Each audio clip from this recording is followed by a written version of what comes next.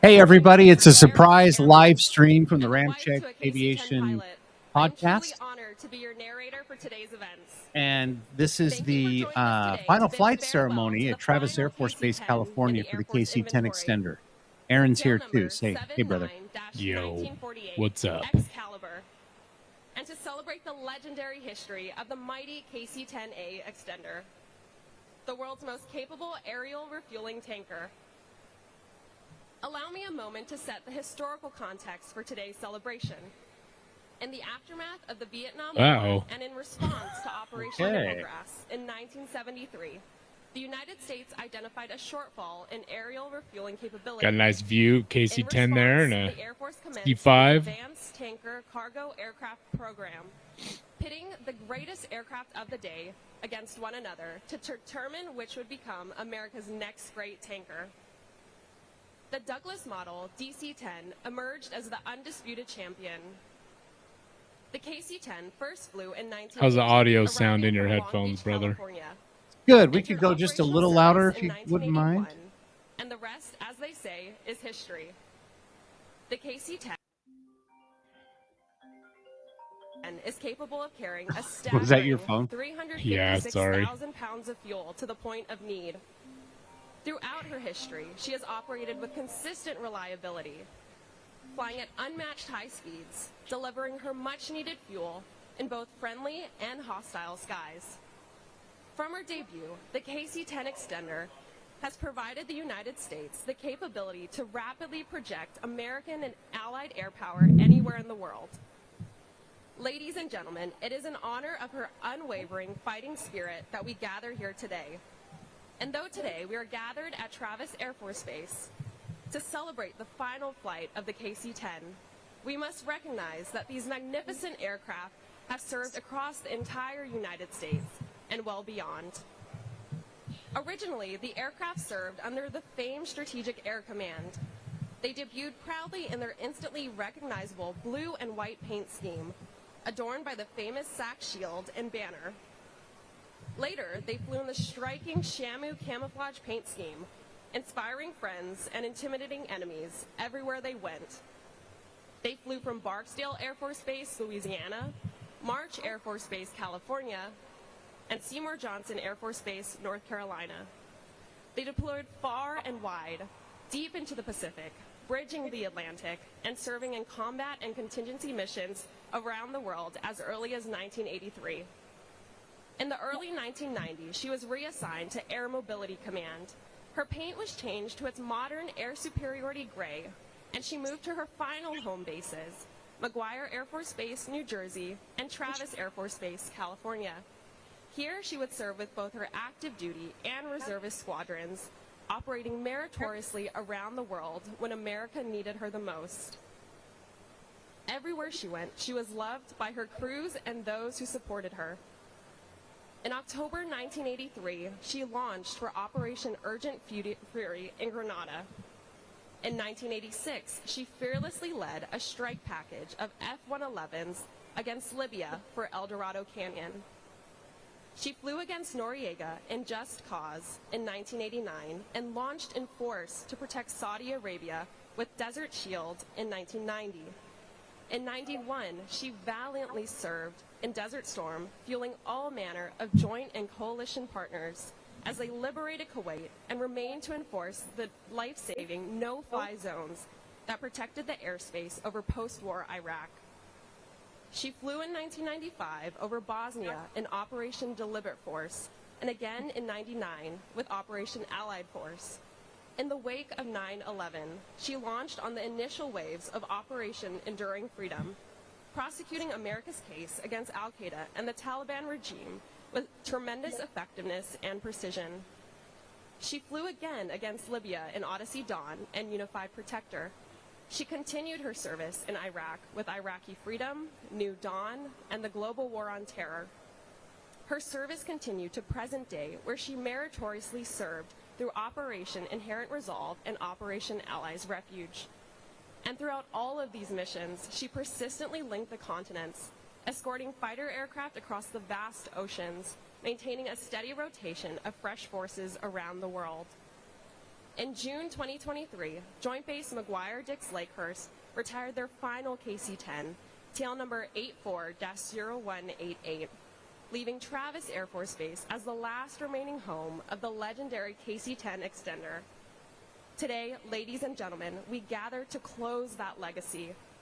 Before we introduce our official party, we have a short message from the Chairman of the Joint Chiefs of Staff, General Charles Q. Brown, Jr. Today marks the end of an era as we witness the final flight of the KC-10 extender. For over 44 years, the KC-10 has been defending freedom around the world. For its first combat role in Grenada, the KC-10 has been carrying troops into combat, transporting vital cargo and supplies, and performing aerial refueling for major military operations. There are few better sights I've seen from the cockpit than the silhouette of the KC-10 on the horizon with its boom extended, and the relief I felt knowing I would soon get the fuel I needed to complete the mission. Thank you to the air crew, the maintainers, and the support personnel, and all who have been dedicated to the KC-10's success. Though the KC-10's journey ends today, its impact on our air mobility and its place in history.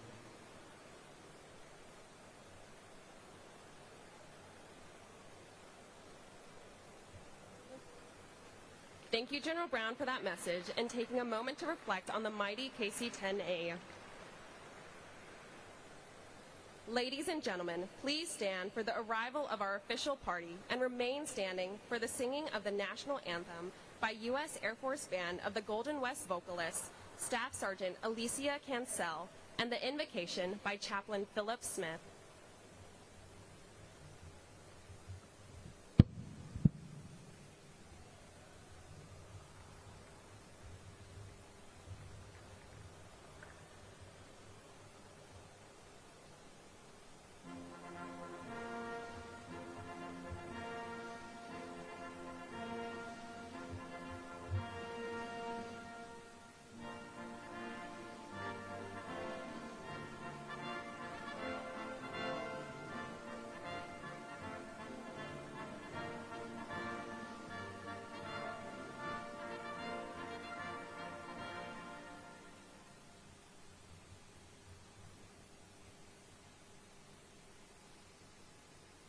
Oh, say, can you see by the dawn's early light what so proudly we hailed at the twilight's last gleaming, whose broad stripes and bright stars through the perilous fight o'er the ramparts we watched were so gallantly streaming, and the rocket's red glare, the bombs bursting in air, gave proof through the night that our flag was still there. Oh, say does that star-spangled banner yet wave o'er the land of the free and the home of the brave?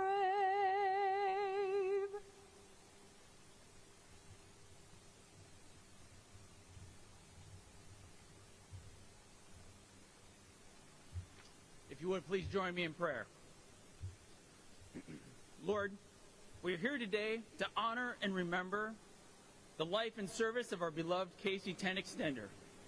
For over 40 years, the KC-10 has provided unparalleled refueling and cargo capability for our great nation and relief to countless countries around the world. Today, in this place, and on this day, we say a massive thank you to the KC-10 for all the airmen who have ever flown in the extender. For the strength and safety it portrayed around the world, the very presence of this aircraft in the sky meant never before dreamt of missions could be flown. Our forces would have unheard of top cover because this platform did its job like none other. And while doing all of that, It brought our airmen home safely to their families and loved ones. Lord, thank you for providing this platform and allowing our country to use it to extend and project freedom around the world. For over 40 years, it has served well and faithfully. Thank you, big friend, for taking care of us. We pray these things in your most holy of names. Amen.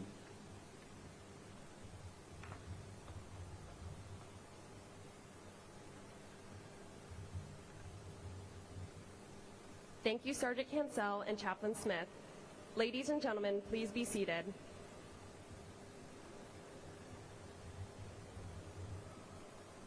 At this time, it is my distinct honor to introduce the official party and the distinguished visitors for today's ceremony. We ask that you hold your applause until all names have been announced. The Commander, 60th Air Mobility Wing, Colonel J. Johnson, accompanied by his wife, Kristen. The Commander, 349th Air Mobility Wing, Colonel Patrick Brady Lee.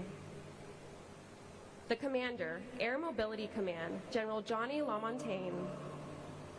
Our keynote speaker, the 10th Vice Chairman of the Joint Chiefs of Staff and former Commander of the 9th Air Refueling Squadron.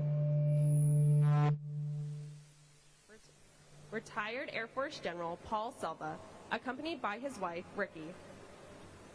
We are also pleased to welcome several distinguished visitors. Representing Assembly Member Lori D. Wilson, 11th Assembly District, Field Representative Wendy Fabian. The Command Chief, Air Mobility Command, Chief Master Sergeant Jamie Newman. Mobilization Assistant to the Commander, Pacific Air Forces, Major General Eric Novak. Former Vice Commander, 18th Air Force, and former Commander, 32nd Air Refueling Squadron, Brigadier General Retired Thomas Stickford. We would also like to give a warm welcome to all of our commanders, chiefs, senior enlisted leaders, first sergeants, distinguished visitors, honorary commanders, and to all those who, as we do, love the KC-10 extender. Welcome.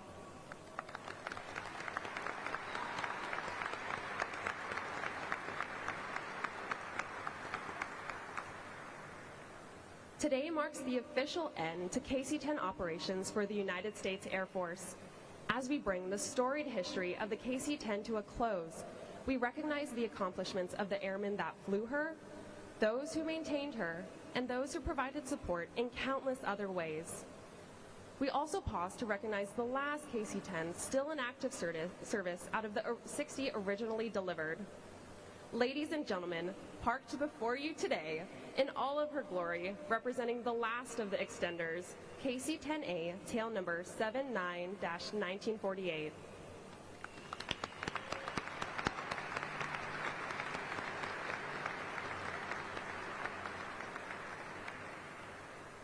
(1948) was the 9th extender built and was assembled at the Long Beach factory as Douglas serial number 48-208.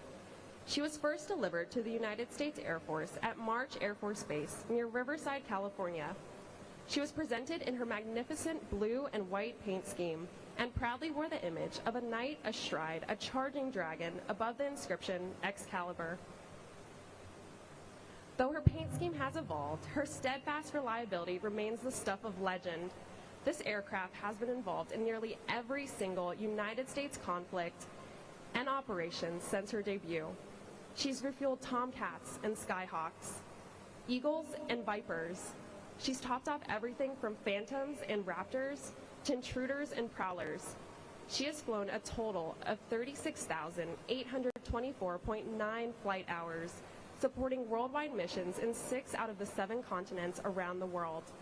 She has refueled over 125,000 U.S. and coalition receivers from across the globe.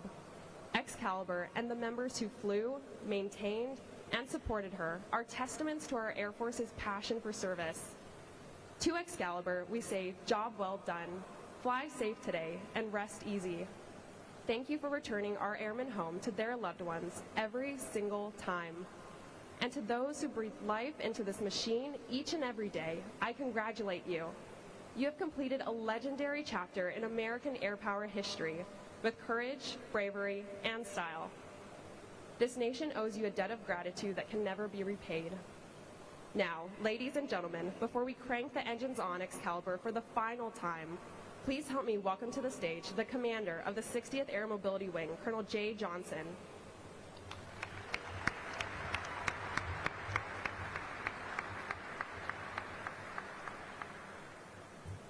All right, good morning, ladies and gentlemen, distinguished civics, KC-10 friends and family, thank you for joining us.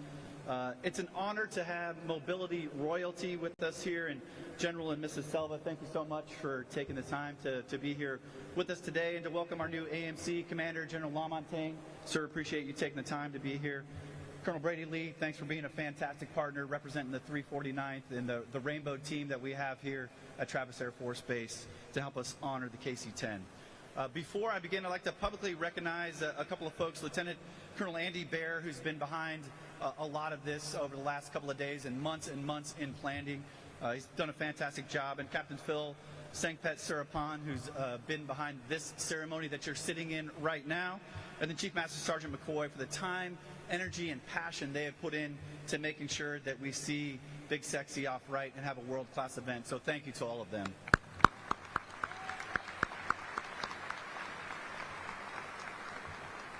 All right, so today we don't just say goodbye to a world-class aircraft, but we reflect on a legacy it lives behind, a legacy built by thousands of airmen who have flown, fixed, and supported the KC-10 extender over 4 decades. For many of us, the KC-10 has been more than a job. It's been part of our family story, whether it's been fathers and sons, mothers and daughters, generations of airmen who have passed down knowledge, experience, and pride. We all own a piece of this incredible history, whether it was quizzing students on obscure diagrams from Larry Lamb or spending long hours on the flight line ensuring those reversible and non-reversible motor pumps were ready to go for that next mission. These stories define the KC-10 legacy. They connect us as a community, so be sure to tell them. The KC-10's legacy, it's not about the collection of impressive statistics, although you guys know that there are many of those, but more importantly, it's about the people. It's about the community, the airmen who made the aircraft what it is. It's about the camaraderie, the stories you've all shared with each other, the long nights, the deployments. It's about that shared sense of purpose, of working on and operating an aircraft that wasn't just a machine, it was a lifeline, a workhorse. It's a symbol of American air power. KC-10's seen it all, from the early days of Desert Storm to the pivotal roles it played in Iraq and Afghanistan, all the way to the fight against ISIS. It's been that silent sentinel, enabling close air support, extending a reach for our forces, and ensuring the fight could continue wherever it was needed. Beyond the combat zones, the KC-10 was there for humanitarian missions, providing relief and aid around the world when it was needed most. And now, as we prepare for the KC-10's final flight, its legacy lives on in each one of us. We salute the American flag on the tail of 79-1948 for the last time. Our boom operator calls cabin ready. Our flight engineer power set. Our last pilot calls V1 rotate. As we do that, let's take a moment to reflect on the countless missions made possible by this aircraft. Reflect on the thousands of airmen who gave their all to make sure the KC-10 flew with excellence and with precision. We know this aircraft was a symbol of an American air power, and it'll continue to be so. It's played such a vital role in operations, whether it was protecting lives, delivering aid, or projecting strength. As the KC-10 takes its last flight, its legacy doesn't end with that last touchdown. Those lessons passed on through friendships, through the knowledge you all have passed down through generations, continues to shape our airmen and our Air Force. So today we honor the 10 and its incredible team that made her journey extraordinary. Thank you for over 4 decades of excellence. The KC-10 and all the crews that flew it will be missed. So for the last time, handle down 4 green before landing checklist complete. A job well done. Thank you, KC-10 family.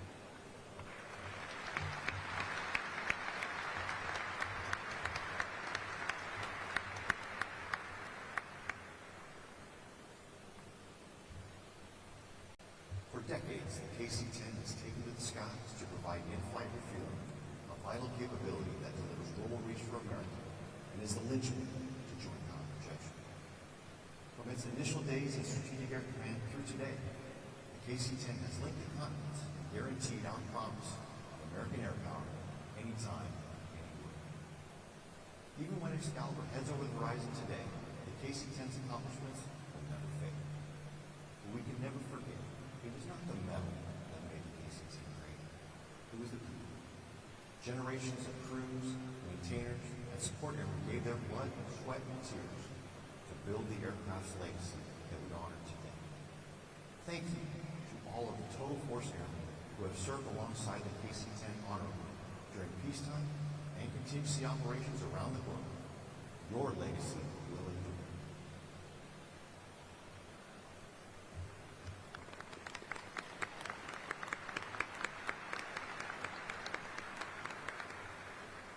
Ladies and gentlemen, please welcome to the stage the commander of the 349th Air Mobility Wing, Colonel Patrick Brady Lee.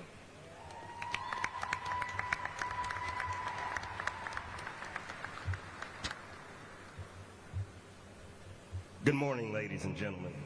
Oh my. I am truly honored to stand before you today. On behalf of 349th Air Mobility Wing Airmen and Team Travis, welcome. Welcome, family and friends, to this momentous event. To our distinguished visitors, we are honored to host and share this historic moment with you.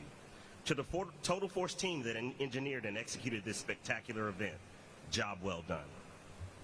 This is truly a ceremony befitting the last of the KC-10 extenders.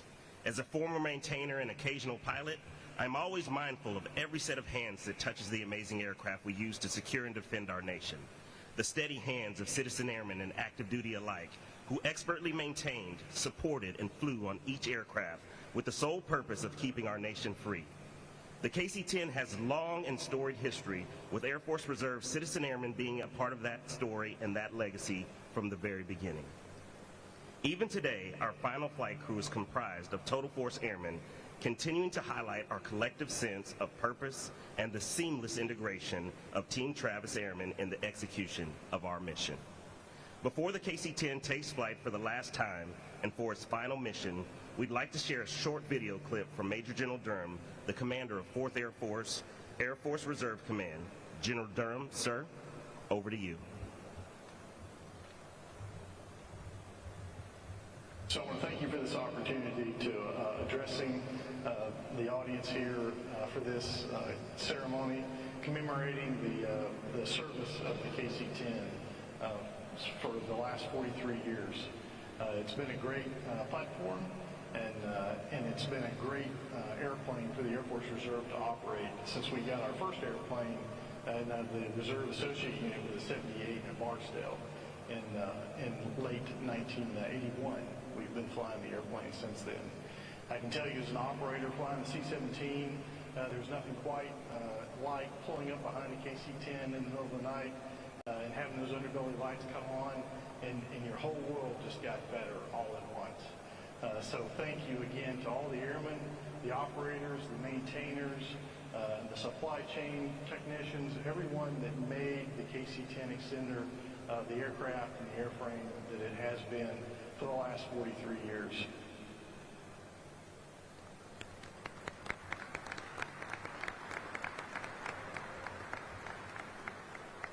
Ladies and gentlemen, please welcome to the stage the Commander, Air Mobility Command, General Johnny LaMontagne.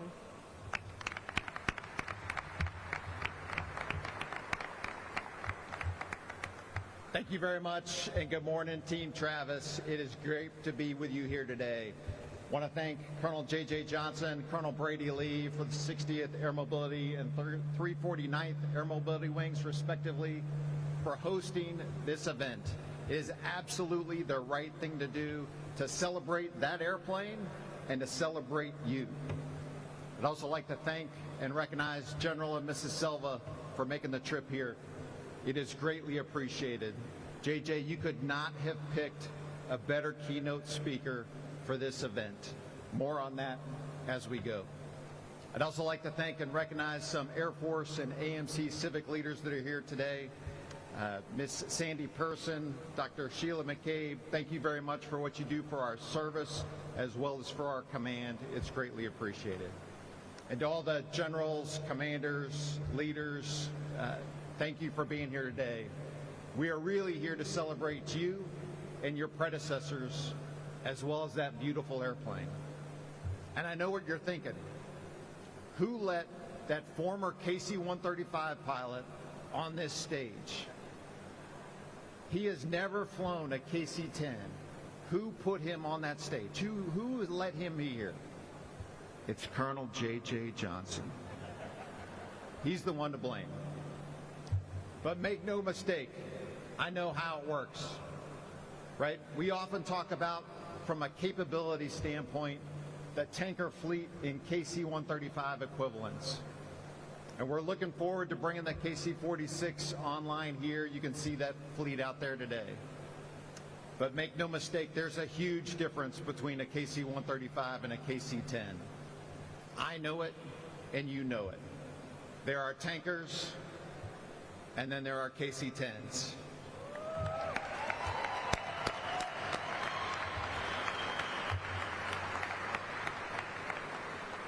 Right, there's probably two categories that matter. Capability, KC-135, KC-10. Right, I recognize my arm is not long enough. And then on sort of just appeal. It has been called big sexy, it has been called Gucci, and it is.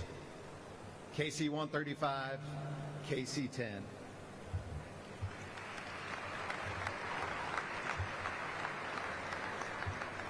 So it has a long, storied history, and you have celebrated it. You have lived it. You have made that history.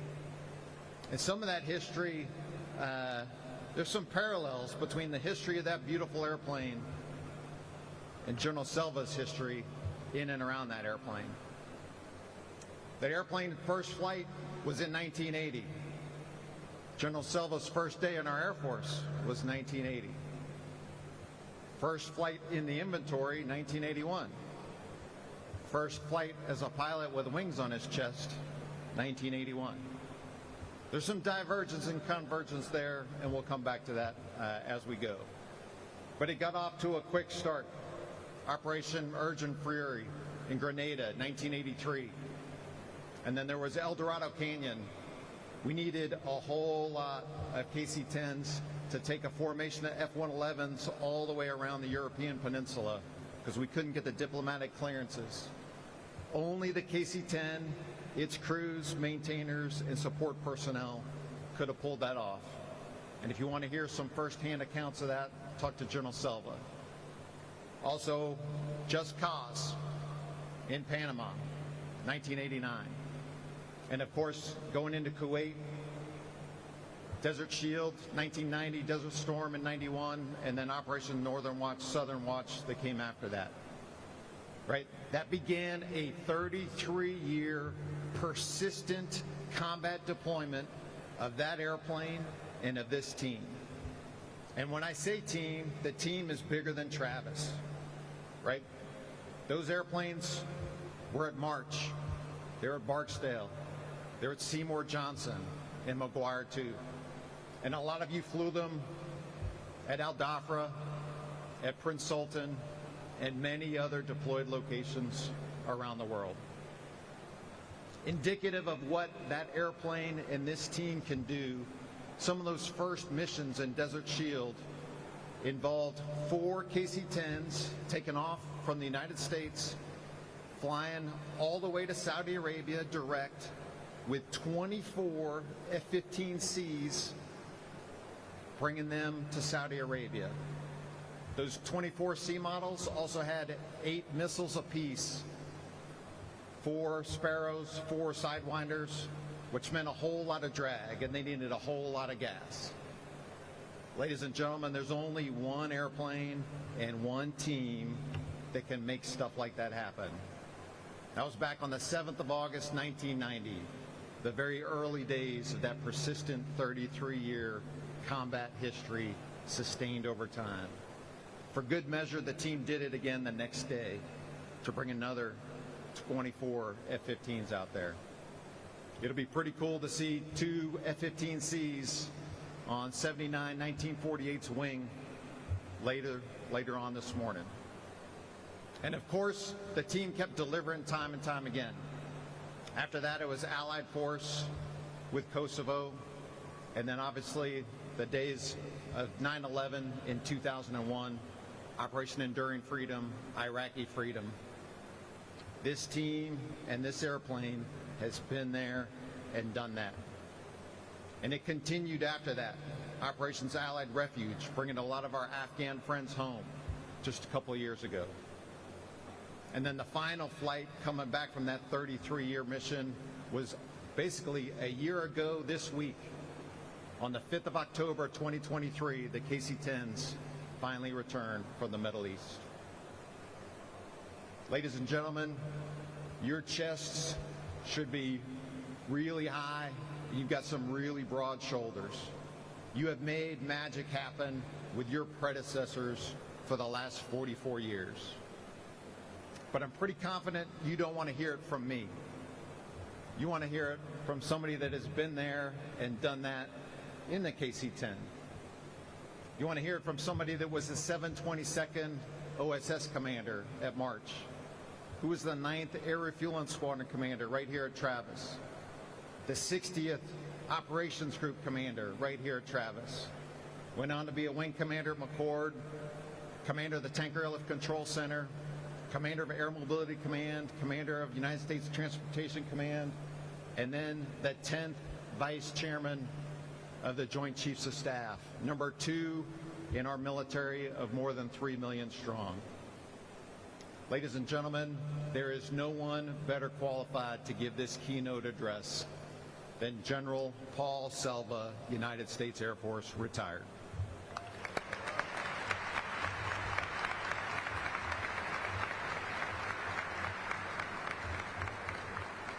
Good morning, and what a beautiful morning it is. I have to admit up front, I am a non-reversible motor pump. I only have one direction, that's forward. It's really hard for me to look back, but I'm going to try to do that a little bit this morning.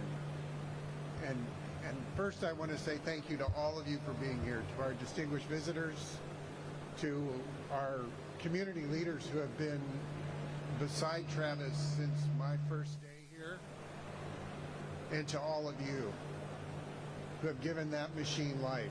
And I'll return to that theme a couple of times. Big Sexy, Shamu, our beloved KC-10 is a machine. You can't hear me. Is this better? All right. I'm too close to a speaker somewhere and it makes it hard. So what I want to do is say thank you to all of you, to every one of you for everything you've given to that machine.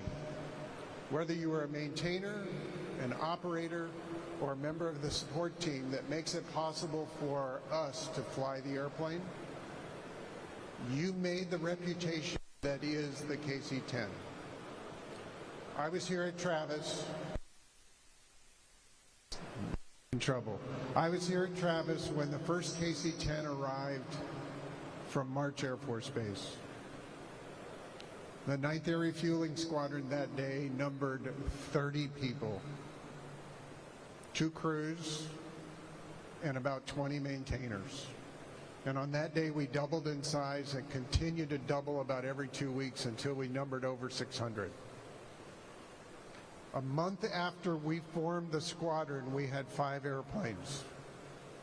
And in true Gucci style, we were asked to deploy all 5 airplanes with very little notice. That actually involved every one of our maintainers, every available flight crew, and a heavy-duty set of bolt cutters.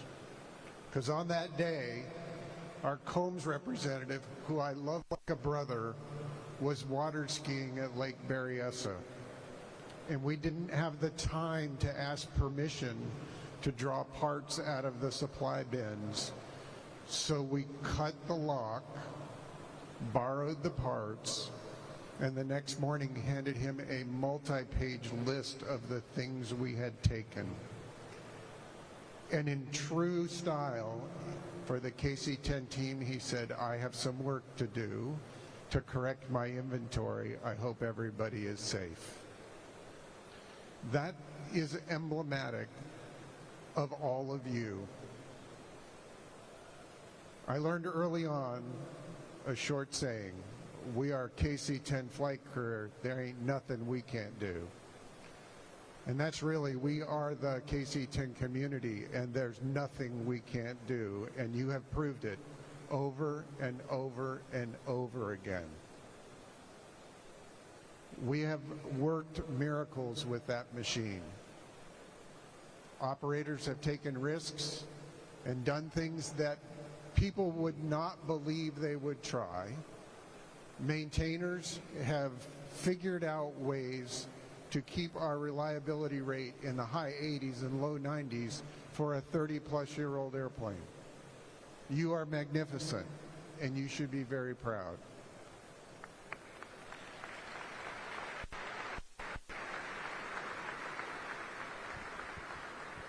I look across so many familiar faces in this audience, and it's really hard for me to come up with stories you haven't already heard.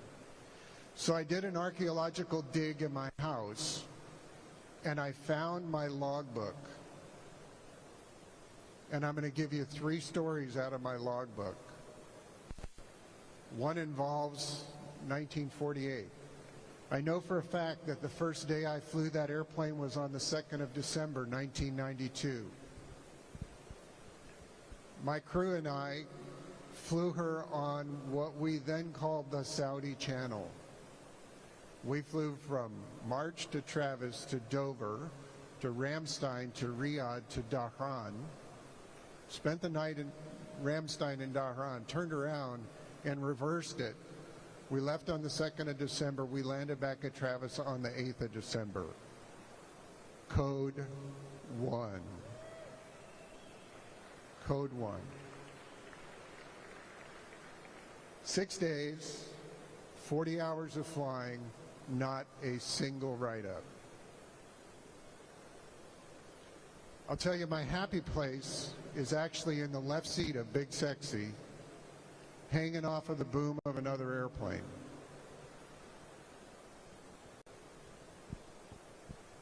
My most daunting mission in the airplane, and it pales by comparison to things all of you have done, was at Diego Garcia in 1994. We were sent to Diego, it was actually 1984. We were sent to Diego to refuel an SR-71 that was going to fly from Japan to Iran and back again, nonstop. Their job was to take pictures of what we believed were Iranian missile sites. We had deployed to Diego. We were sitting on strip alert, waiting to launch 2 KC-10s. My job was to take gas from the lead airplane and be available for the SR-71 for their 4th and 5th refueling of the night. For those of you who are not familiar with that airplane, it's black. On a moonless night, it's really stealthy, sort of invisible. The rendezvous goes something like this. Your air-to-air TACAN comes on at 120 miles. You hack a clock. At that instant, you are nose to nose with an airplane that's going 3.2 times the speed of sound at something over 60,000 feet. You're going 0.825 Mach. Somebody do the math. That's 4 times the speed of sound, nose to nose. And the only thing you have to execute the rendezvous is a stopwatch. And when the appointed time comes, you turn left and you hope you are in front of the SR-71, which is now decelerated to 310 miles an hour. And the only way you know if it worked is when he turns his TACAN back on, the numbers are getting smaller. Because if it didn't work, the numbers are getting bigger. And then it's an emergency, because he's in front of you and he's going really fast and you cannot see him. And the technique to effect a rendezvous in that case is more magic and art than science, and more hope than skill. So on that night, on their way in.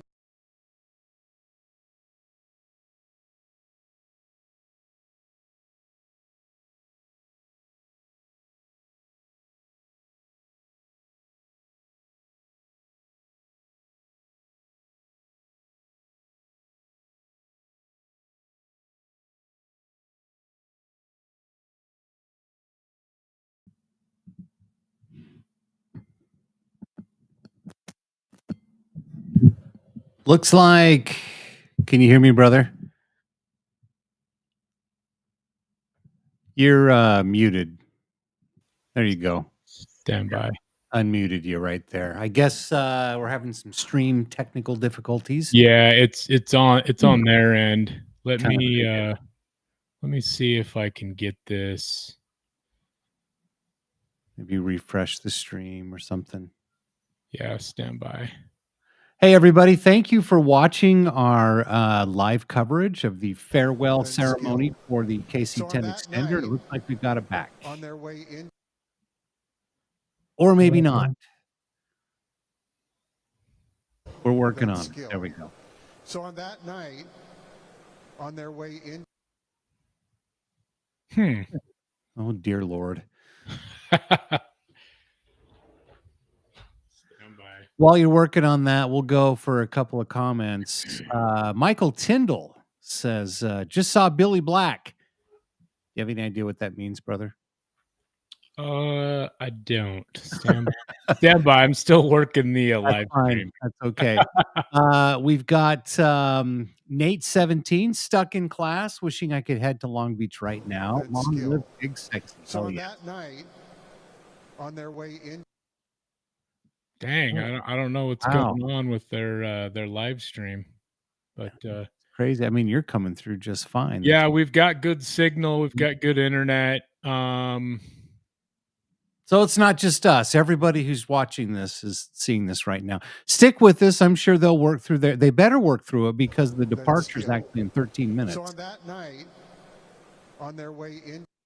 Dang, it just keeps it almost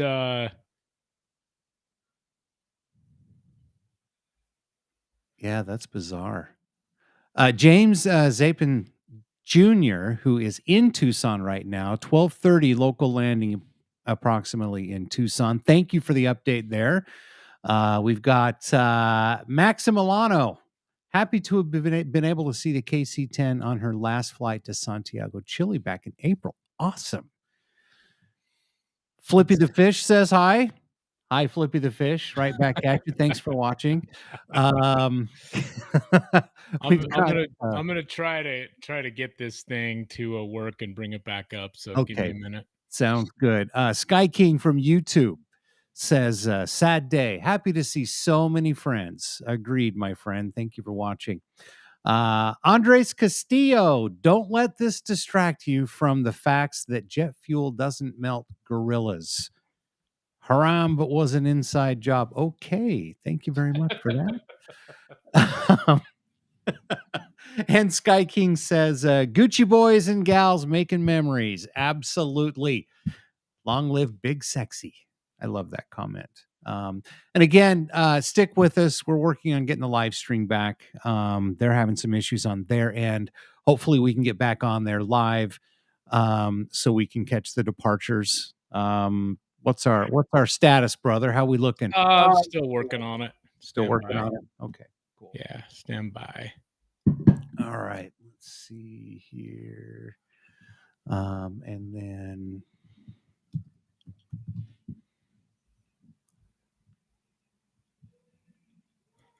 yeah, stand by. I'm still working on it. All right, that sounds good. We'll go over a couple more comments. Let's see. We've got Nick Hoffman checking in. Last KC-10. Well, I have one in my basement ready for flight. She is well fed. I love it. Dirk Olson. Billy Black is a former AD boom opera. Oh, okay. Oh, cool. Yeah, very, very cool from March Air Force Base. Awesome. So let's see. Where was that comment? Just saw Billy Black. So, Michael, where are you then? Earlier, Michael Tyndall said just saw Billy Black. So just wondering where you're at and where you saw Billy.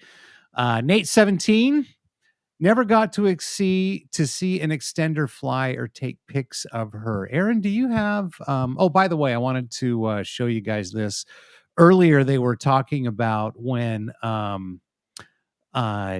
this particular aircraft, 79-1948, first arrived at March, and it had the blue and white colors. I remember seeing the blue and white. I do too, actually, even on the C5s. What a gorgeous picture. You All got right. it back? Okay, I think it's back and good to go. All right, everybody. Thanks for sticking with us. We'll keep watching. Here we go.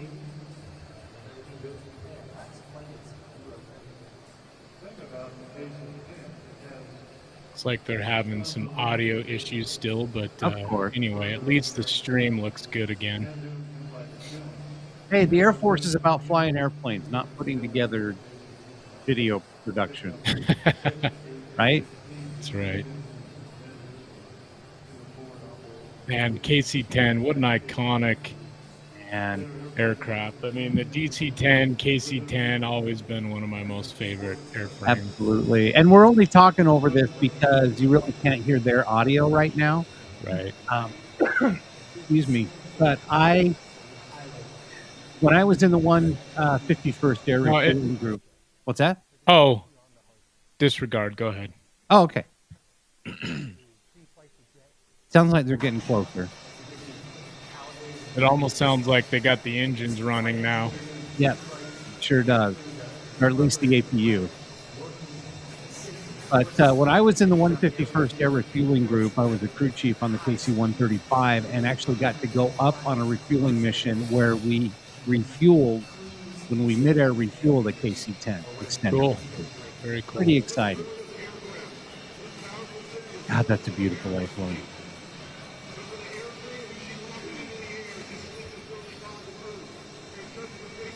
Oh, cool. So he's a flight engineer retired for the KC-10. Knew him for about 100 years ago. Currently with the group at Davis Moth and watching. Awesome. You'll be there for the landing. Can't wait to see the pictures and videos. Yeah. For real.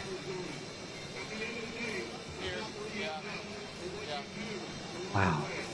And after their live stream has ended, I got a couple photos that we can show of the last few times we've captured the KC-10 ourselves, and then also a video from Red Flag back in 2023, the last time we saw one fly. Oh, good. I was wondering if you found those. Thank Awesome. you to our public affairs team for that Here we wonderful go. video presentation. All right, I'm going to turn our cameras off, brother. Okay. As the crew continues to make preparations, I will continue to narrate as the aircraft starts, taxis, and launches. You will see our aircrew start Excalibur for the final time, taxi out onto the runway, and launch the last mission of the KC-10 extender. Upon reaching a safe altitude, the aircrew will maneuver the airplane for a final pass over Travis Air Force Base. Finally, as the aircraft makes her final pass, you may see a pair of fighter jets join Excalibur in a formation pass. These teammates from the California Air National Guard have volunteered to escort our final KC-10 on our mission to retirement. A sincere thanks to our partners in the Guard for their steadfast friendship. Thank you all for being a part of the final chapter of the KC-10 and recognizing its role in the defense of this nation for over 44 years. It is forever woven into the fabric of the history of Air Mobility Command, the United States Air Force, and the Department of Defense. A grateful nation offers the final thank you to the crews who flew her, the maintainers who kept her in the air, and the support personnel who pushed the KC-10 mission around the globe every single day. Wow. I'm kind of getting sad, getting chills at the same time. This is crazy. The flight today is commanded by the 9th Air Refueling Squadron Commander, Lieutenant Colonel Andrew Baer. Lieutenant Colonel Baer began his career in the KC-10 at McGuire Air Force Base, New Jersey, and over nearly 20 years has accumulated 4,000 flight hours in the KC-10. Today, Lieutenant Colonel Baer retains overall command of the mission and is charged with the safe operation of Excalibur on her final flight to retirement. And in the seat right now, directing the engine startup procedures, is Lieutenant Colonel Gary Sane. Colonel Sane is also a longtime KC-10 pilot and the commander of AMC's Air Operations Squadron Detachment 1. Throughout the flight today, the U.S. Air Force's last KC-10 crew members from across both active duty and reserve will cycle through the seats operating their aircraft for the final time. Before Lieutenant Colonel Baer brings her into Davis-Monthan Air Force Base for the final approach and landing. The KC-10 is powered by 3 enormous General Electric CF6 engines. These massive motors power the KC-10 with 52,500 pounds of thrust each, for a combined power output of over 150,000 pounds of thrust. With a light fuel load on board, like on today's mission, these motors will be powerful enough to send the KC-10 blasting into the sky with little effort. The normal startup sequence is to start the number engine 3 first. This is the motor furthest from us in the hangar. When the checklists are complete and the ground personnel have completed their final safety checks, Lieutenant Colonel Sane will commence the engine start sequence. You'll hear a dull windup as air is introduced into the motor and a distinct light off as high pressure fuel is injected into the engine. When the motor lights, the windup will be replaced by a roar as the engine stabilizes at idle. Once the motor stabilizes, Lieutenant Colonel Sane will start the number 1 motor, the one closest to us. Finally, when both wing engines are stable, the crew will light off the number 2 engine up in the tail. Let's pause as the crew lights these giant General Electric CF6 motors. Oh, this is kind of sad, dude. The last time we're going to hear this. Crazy. I love the C5s in the background, by the way. I know. That's great. It is. I mean, if you're a true ab geek, you get a little choked up on moments like this. Absolutely. While they're doing startup, okay, I'm just going to call you Seth. Happy farewell, KC-10. Absolutely. Couldn't agree more. We've got Dirk Olson from YouTube. Gucci Boys, 1982 to 1987. Hashtag memories. Love it. Nice. And I'm just going to call you Sam. KC-10s never die, never fade away. Absolutely. Light load, given an air show max takeoff. Send it. Boy, I agree. Let's do a high performance takeoff for the final flight. I'd love that.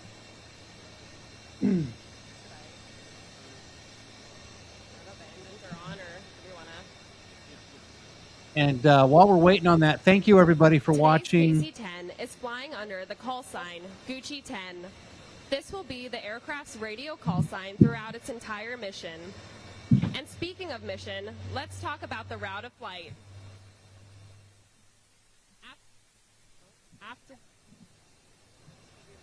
After I don't know. Yeah. Well, wait. I think maybe the engines are test.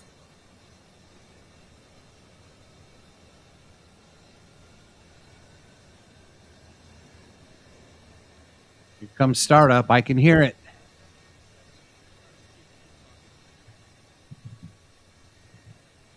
After takeoff, the KC-10 will maneuver for a final pass over Travis Air Force Base.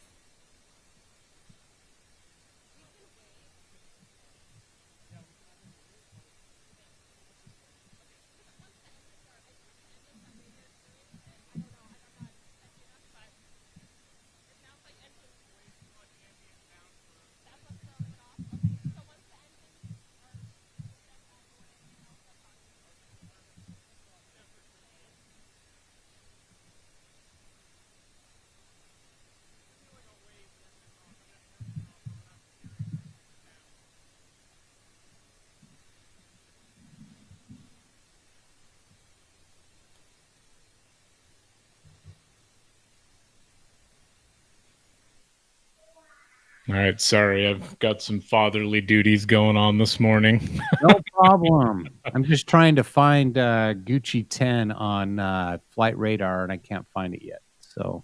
Oh, okay. Let me trying to see the route, obviously, from Travis to Davis-Monthan. 305 watchers this afternoon or this morning, depending on where you're at. Thank you very much for watching, everybody. And let's see. Yes. So turn up the volume, please, for startup. That's not us. That's actually the feed, but we'll turn our volume up once we get it back. We're hoping. Did they mute their... Yeah, they must have. Lovely. The final time we're going to hear the startup of these engines on this particular aircraft. Is FedEx still flying their cargo MD-10? No, they retired those several years ago. They do have MD-11 still, but they do. Yeah, the audio issue, everyone, is on their end, so I don't know what is going on with that. Part. I mean, don't get me wrong, the speeches are important. Yeah, we want to hear Big Sexy taxi out for the last time. Exactly. We want to hear those engines start up. We want to hear them roar at takeoff and that distinct whine of the DC-10. Let's see. Come on, you guys, get it together. I know. Come on now. Where's that audio? Yeah. Goodbye, sweet lady. James Rockford, leave a message. I'm going to refresh the stream to see if maybe that will fix it on that end. Sounds good. Captain says he's got he says he's got a DC-10 boner. Anyway. Yeah, no, the audio is in their stream. It's an issue with their stream. So anyway, a couple more comments here from Real Biomechanical Engineer. My buddy is the flight engineer for today's flight. Outstanding! Oh, that's awesome. Hopefully he gets you some kind of cool paraphernalia from the flight. Quagsire, watching on YouTube, says there's a Panamanian company called Cargo 3 that bought 3 of FedEx's MD-10s and has been overhauling them. Saw one flying on FR-24 a couple months ago. Very cool. Very cool. I can't believe we lost the audio on the most important part of the live stream. That's not us, guys. This is the feed coming from Travis Air Force Base. So we apologize. Let's see. Got another comment here from Von Sid. I got a chance to work on the Thunderbird's KC-10 while at Hickam. Oh, nice. Very cool. Be fun enough just to be at Hickam Air Force Base, of course, in Honolulu, Hawaii. But to work on the... Oh, look, he's taxiing out. So, yeah, apparently the engines have started. There it is, everybody. The final taxi out of the KC-10 extender. Where in the hell is the audio? Big time fail. Big time. Oh, you guys. Beautiful, though. You know? Yep. Oh, good. It's now on ADSB as I see it. Okay. Very cool.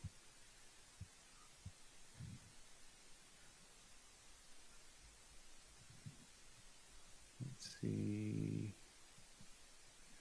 I'm going to look up Gucci 10 right here. Yep, there it goes.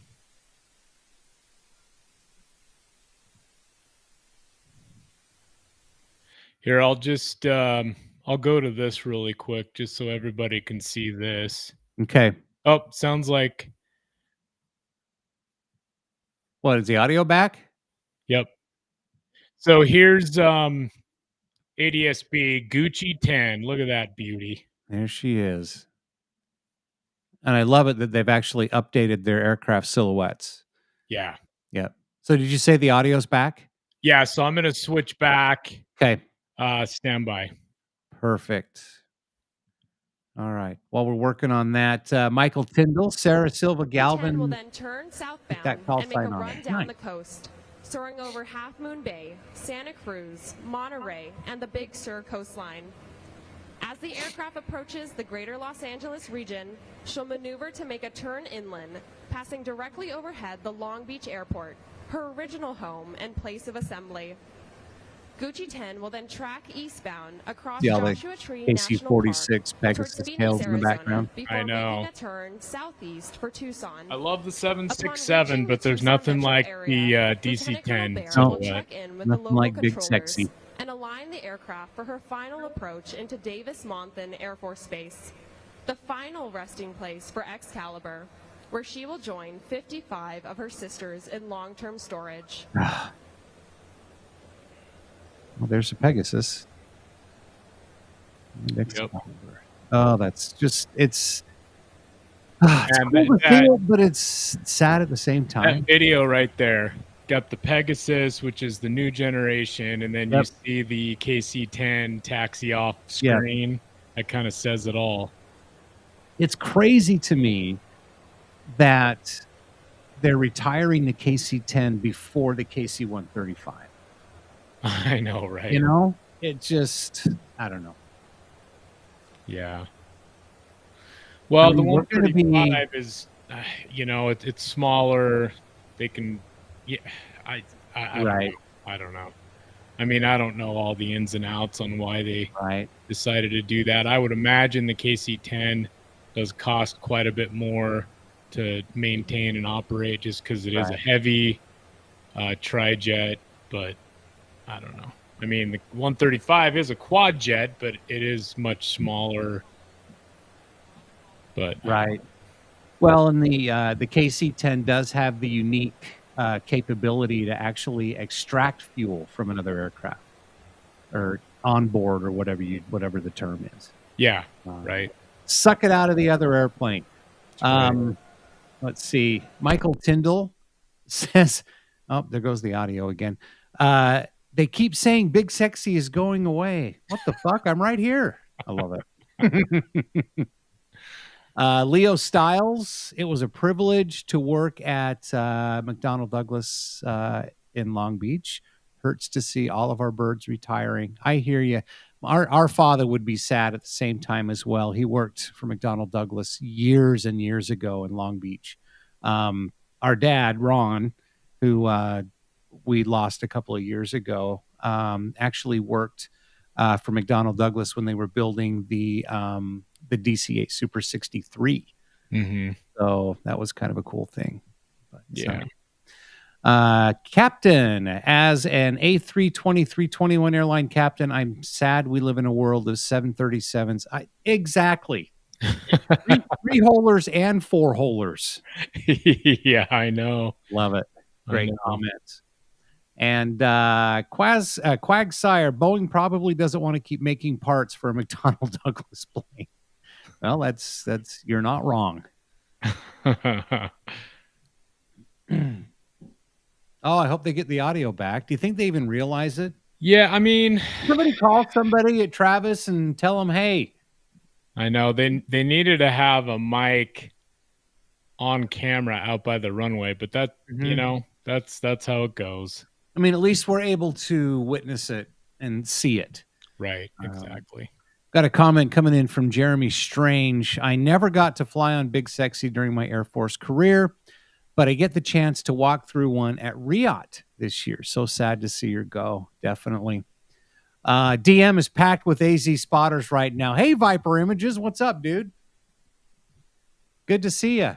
We lost Aaron. Where'd Aaron go? And Captain coming back. My father flew DC-8s for a dirtbag cargo outfit. That's awesome.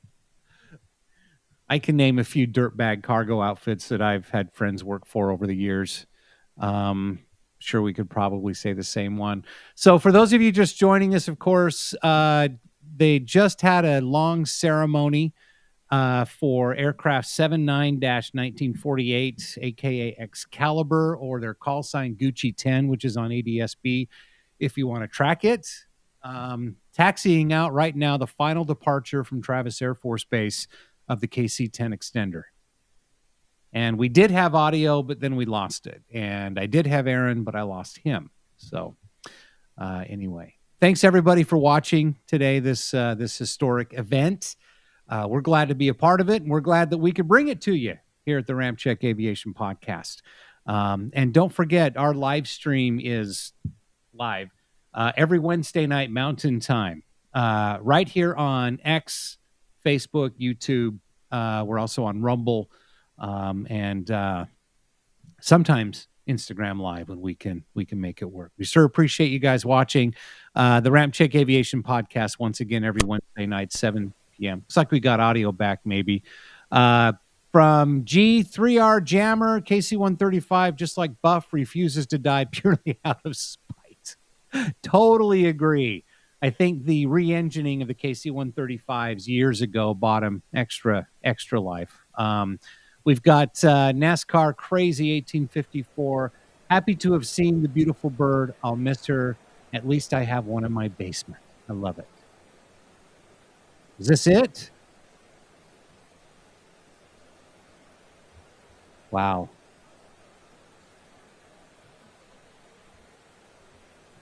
All right. Yep. I think here we go right here. Getting ready for V1 and rotate. No. I think they're probably just taxiing down taxi somewhere. Yeah. Let me look on 80. Oh, no. They're taxiing currently to the end of the runway. On ADSB, we've got them heading kind of, I don't know, the runways. I don't know what the runways are out at Travis, but it's kind of like a north. They're facing northeast right now, heading to the end of the runway. Okay. Gotcha. So, Michael Tyndall, thanks for putting this on, guys. You guys are absolutely welcome. We appreciate you guys watching. Nick Hoffman, the one in my basement is well fed. Yours is not well fed. Okay, Nick, thank you. Bobcats Fuzzy, FE on the 10, sad day, greatest airplane, so many memories. I agree. We've got LAX Rider 88, love live the KC-10. Gotcha. Hi, Kristen. They're not even giving these guys a tour of the boneyard, which is dumb, I think. Chris Feliciano was lucky enough to see them in the Travis Air Show this year. Fantastic. Very, very cool. We've got Vonsit. Thanks, guys, for bringing it to us. We're happy to do it. Looks like he's getting ready to maybe take the active here from the taxiway. Let's see, we got that one. Noah Whaley. They're headed to runway 21 left. Thank you very much. Okay. Appreciate Thank that. you. And Somebody Carlos, would know that. how to get all of the comments shared here. Not sure I understand your question, Carlos. I mean, I can put all the comments up here on the overlay. Yeah, like there you go. this. Would you like to have that? We can do that. I mean, easy. Let's see. Yeah, LAX Rider says high-speed taxi to 1 left. That's exactly. Yeah, and I think we're going to go full screen for the takeoff here.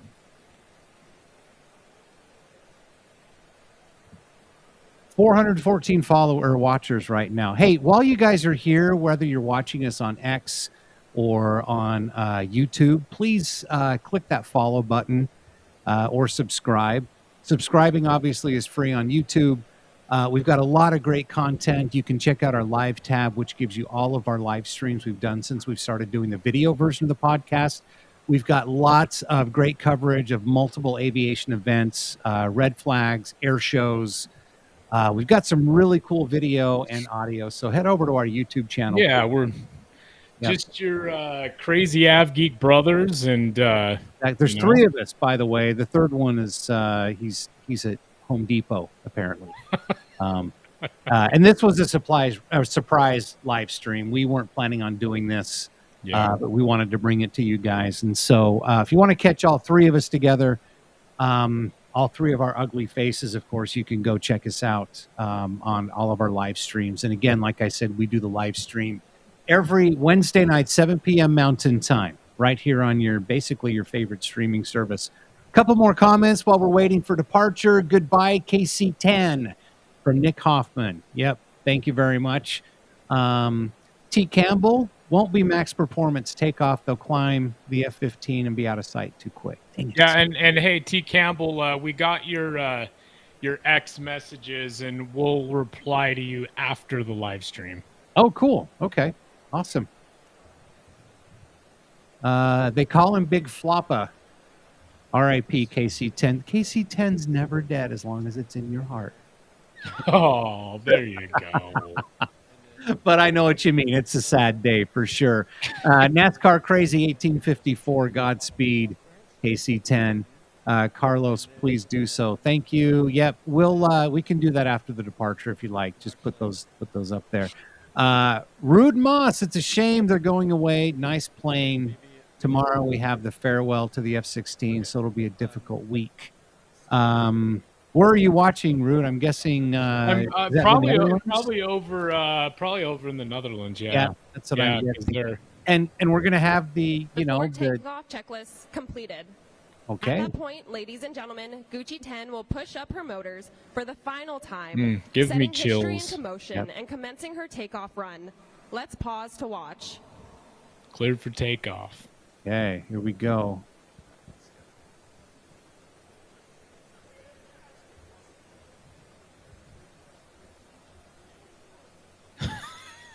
Oh, are you showing them too? Sorry, you go for it. I was trying to turn that off, and I think we just kept crossing paths. All right. We'll get to these here in just a second. Here we go. She's rolling. Ah, wow.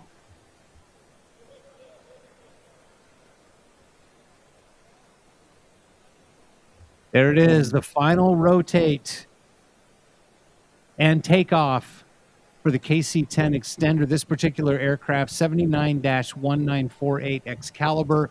You can follow Big Sexy or Excalibur on ADSB, call sign Gucci 10, if you want to check it out. Of course, they're going to get up to altitude, meet up with a couple of F-15s, do a flyby or two down over Long Beach, and then head over to Davis-Monthan Air Force Base for the final landing. It's the end of an era, guys, and it's sad. You can kind of hear it a little bit on their audio. Wow.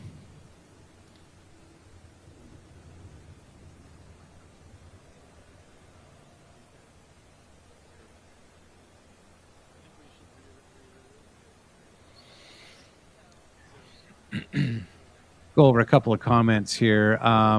So our chat overlay doesn't really, it's not interactive, so I'm just going to close it off, and I'll just pull these chats up as we read them. Matt Delaluca. In a moment, the KC-10 will come back around and will be joined by two fighters. Please nice. stand by. Beautiful. Formation flyover.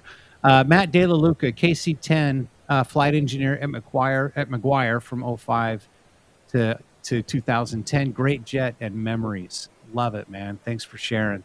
Noah Whaley, do you know what their plan is? Selling, museum, restationing? Well, so the Air Force is retiring the KC-10 fleet completely. This is the last one, the last flight of the KC-10. So it's going to go into long-term storage at Davis-Monthan at the Boneyard, and then I'm sure that their storage, they're going to be able to pull them out if they had to. Right. Like if there was a major global conflict. Shit really hit the fan, I'm sure they could pull them out. So they're probably not going anywhere else for a while. Right. But anyway. Oh, look, here's the flyby coming over here. They're getting ready to fly over the field. Sad day, rest in peace, from VC Fire Photo. Thank you. Big Floppa, LOL for real. I love that name. That's an awesome name. I love it when you call me Big Floppa. Anyway, flight engineer from 88 to 89, KBAD, HQ, and KSUU. Cool. All right. SUU is Travis, right? Anyway.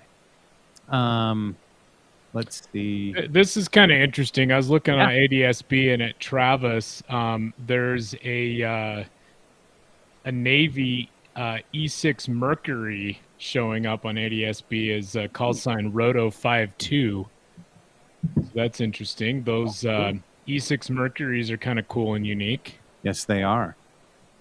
But it's good they stayed on the ground. They don't want to take any of the thunder from Big Sexy here. Yeah, not right now. There they are forming up. We got Nick Hoffman departing now. Aviation LOLZ. Is the F-18 retired? No, it is not. No, there's still some legacy F-18, FA-18 Hornets flying with the Marines. Ladies and gentlemen, this is it. This is the moment we've been waiting for. From the left, approaching at high speed and low altitude, is KC-10. Please join me in celebrating your last KC-10 extender, tail number 79-1948, Excalibur. This final KC-10 flyover represents the wonderful community of operators and maintainers who have kept this magnificent aircraft in service for America for over 40 years. Whether reservist or active duty, whether aircrew, maintainer, or supporter, the personnel of the KC-10 are second to none. So let's all look one more time as the mighty KC-10 extender, a veteran defender of freedom, makes her final pass over Travis Air Force Base. Ladies and gentlemen, from the left, your KC-10A extender.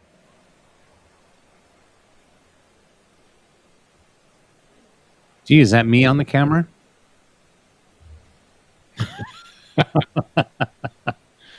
While we're waiting for the flyby, Troy Mitchell flew on a 10 from Eglin Air Force Base, 33rd Fighter Wing to Red Flag in 84. F-15 from the 60th AMU. Pros rule. I love it. Very cool. Prevost and barbecue. If Trump wins, Big Sexy is back. Dude, I love the way you think. By the way, check out my shirt. Okay. This is available on our Ramp Swag store. Make Air Force One great again. All right. Wow. Look at that banking. I can see they're making their I guess it would be their base turn if they were landing, but right. They're turning to the runway heading right now, so that's great. Aviation LOLZ, no, sad face. I know, right? Yep. R.I.P. KC-10. Long live the KC-10. Long live Trijets. Absolutely. Trijets. DC-10, 727. Lockheed L-1011. Still some of my favorite aircraft. Mm-hmm. It's going to be top live on Flight Radar 24. Yep.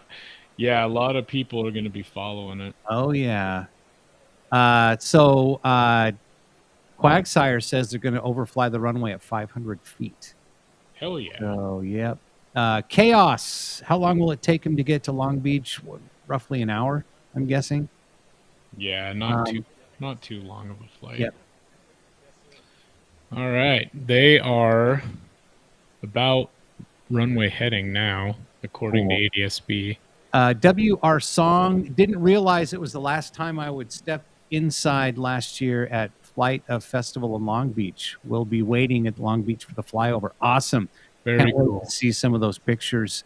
Yeah, and for those of you that do capture photos and video, tag us, whether you're on Instagram, tag us at RampCheck Global, or on X at RampCheck Global. We would love to repost those and talk about them on a future live stream. And any of you av geeks that are actually at Travis Air Force Base and catch this formation, oh my God, look at that.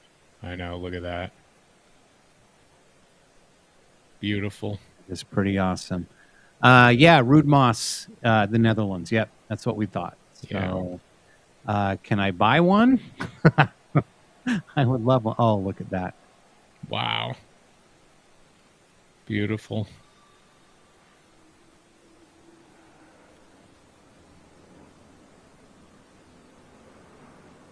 Incredible.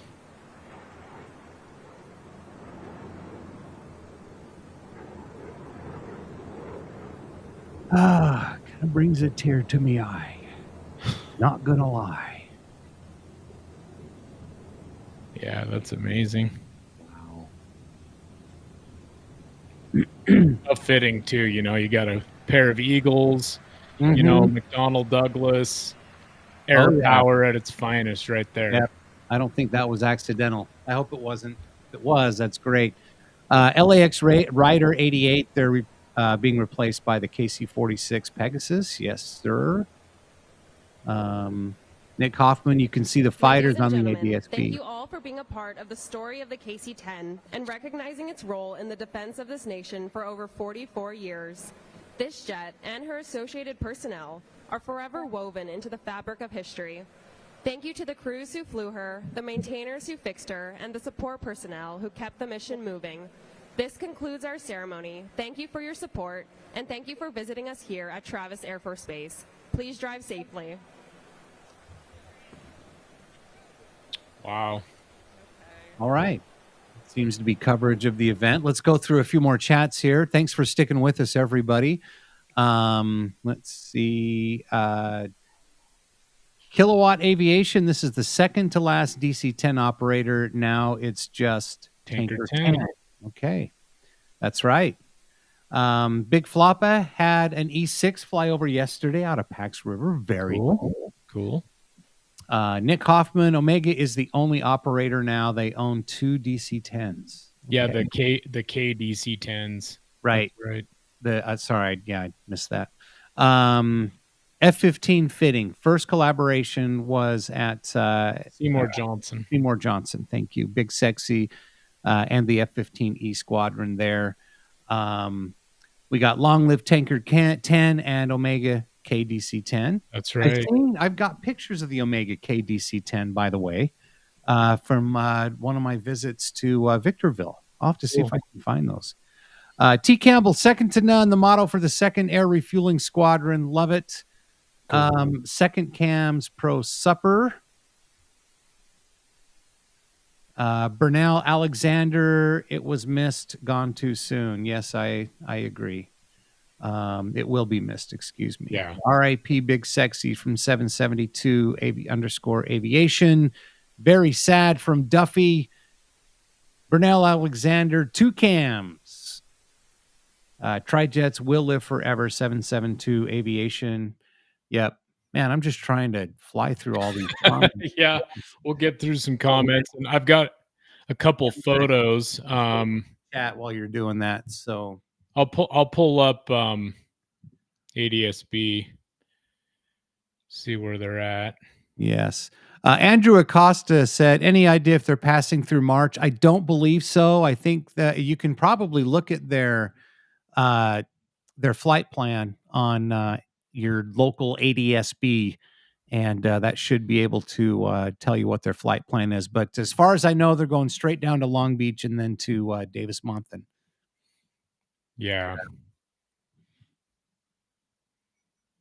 Yeah, they're making a couple turns there, circling around. I'm sure they're doing some air-to-air photos. Well, I don't know. What kind of F-15s were those? Were those Ds? I didn't. One of them a C, a D, an E. It wasn't sharp enough. I couldn't tell. Yeah. By the way, this is from Neil Damsel. Aaron, they need your lens. Right? Yeah, I know. Didn't hear the numbers, but the F-15X Escort has the call sign Razor. Good to know. Anybody was there, what model F-15s were those? Yeah, you can see that. Chaos wants to know how long will it take to get to Long Beach? Again, I'm guessing maybe an hour, maybe a little bit less. Gordy _Mech. I've just been doing engine runs on one of our 7.2s. Nice. Andy. Another 3-holer that we love. Yep, exactly. Rest easy, Big Sexy. You done good. We'll miss you from Teshin Flyer. Love it. Let's see. Gordy Merch, tri-holers all the way. Hell yeah. Absolutely. Chaos again. I'm head over to LB or Long Beach right now to spot it. Outstanding. Cool. If you take pics or anything, make sure you tag us at Ramp Check Global so we can see them. And then 1,988 viewers on Flight Radar 24 right now. Cool. This aircraft is what sparked my interest in aviation. With the retirement of this bird, the only tri-jet owner is FedEx. Let's see. And then John Anderson, KC-10 boom from 16 to 22. Inherent resolve, resolute support, and allies refuge. An amazing plane. We'll miss it deeply. Thanks for your service, man. Those sound like amazing tours. We lost Aaron for a minute. Jacob Wareye, what's going on, man? How you doing? Crazy there, gone after today. Used him a ton on missions, and having lived at Travis, loved watching these things beat the pattern up. Neat to go full circle, but sad to see him go. 3-holers rule. Let's get that trending on X right now. I think that's awesome. Thanks for checking in, Jacob. Good to hear from you, my friend. JP, how I wished I wasn't at the office. I would be on my way to Long Beach. Well, I hear you. Big Floppa.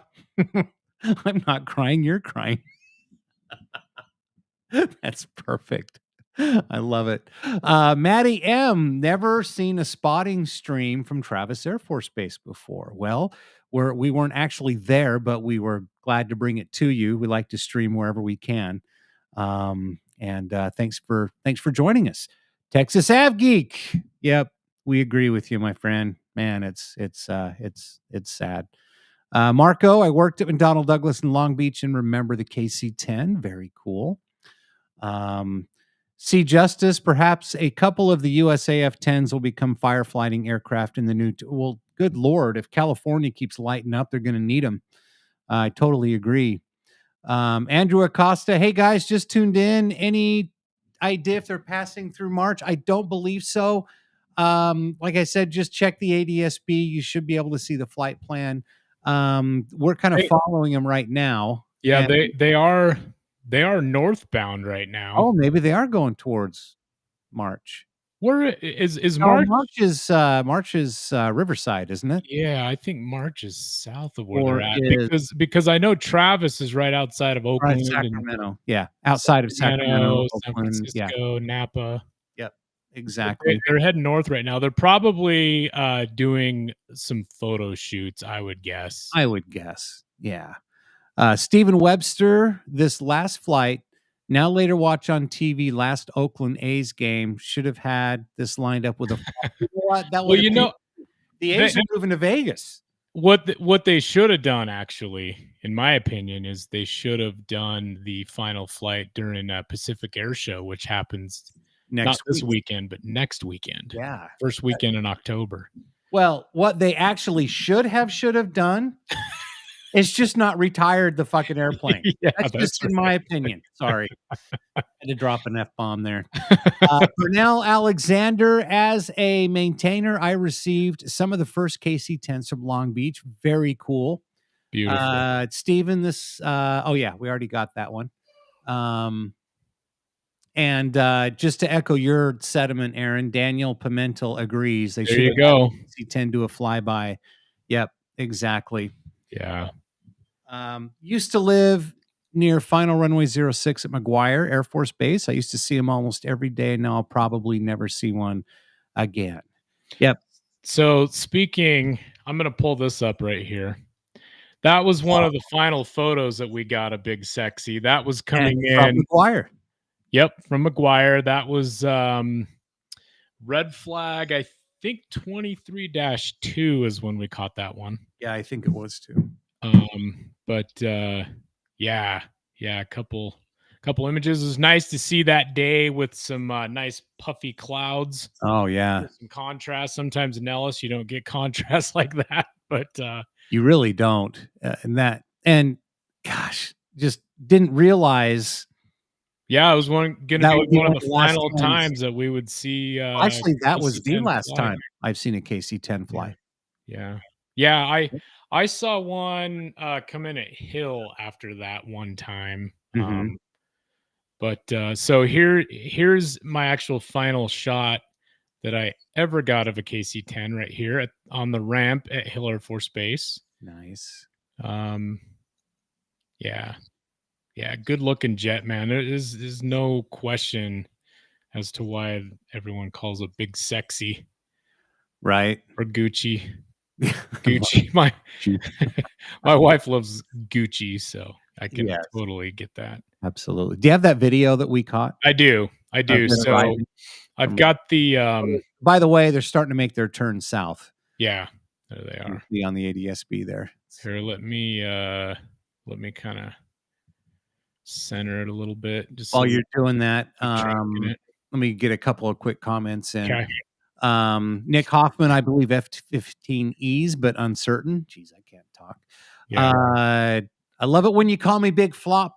Because I love y'all, LOL. Y'all just got a new subscriber. Dude, thank you very much. We appreciate that. Appreciate it. Andrew Acosta, thanks. Would be fitting since it's on its way over from Long Beach. These used to be stationed here at March back in the day. Cool. Cool. Maybe they will on their way to Long Beach, I guess, because obviously March Air Force Base is a little further inland than Long Beach, and it's a little bit further north. Dirk Olson, Ramp Chick Aviation, thanks for the feed. You do. You read okay there, brother? Need another drink in my beverage. Andrew Acosta, we have one of the Omega 10s on the ramp by Millionaire at March regularly, along with the 707s and the Maitreya 135. Very cool. Very cool. All right, I got the after this comment, we'll play this video and then we'll read the rest. Memories made with KC-10 will stay with us forever. Absolutely. Okay, what do we got? Okay, here we go. So this is my video.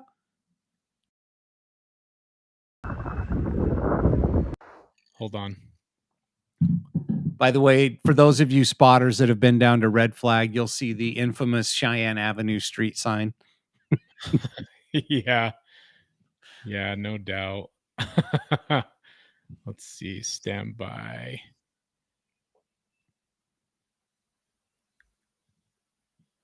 Yeah, give me a few minutes on that video. Okay. I'm gonna upload it through another source. Stand by. Perfect. Matt Miller, KC-10 crew chief from 02 to 21.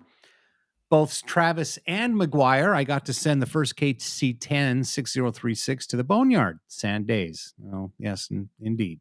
Thank you. Never dies, never fade. Maddie M from YouTube says, thanks for the shout out. You betcha. Thank you for watching. Sad day in military aviation history with this retirement. Absolutely. March Air Reserve Base is in Riverside. Yes. So we'll probably, over the next couple of months, be with our other business venture, be working on a project right across from Riverside Air Force Base. Or Air Reserve Base, or March Air Reserve in Riverside. Yeah, we all knew. Tony needs a nap. Anyway, Nick Hoffman, checking I on ADSB will filter out all the other aircraft and just show the KC-10. F will follow the aircraft for you. Awesome. Thank you. All right. I'll go ahead and do that. LAX Raider 88. Nice. There you go. Chaos, are you going to the Miramar Air Show? No, we won't. Wish I was. Making that. We may do something with Pacific Air Show, but we'll see. Okay, all right. I got this video queued up. I'm gonna go ahead and play it. Okay, go for it.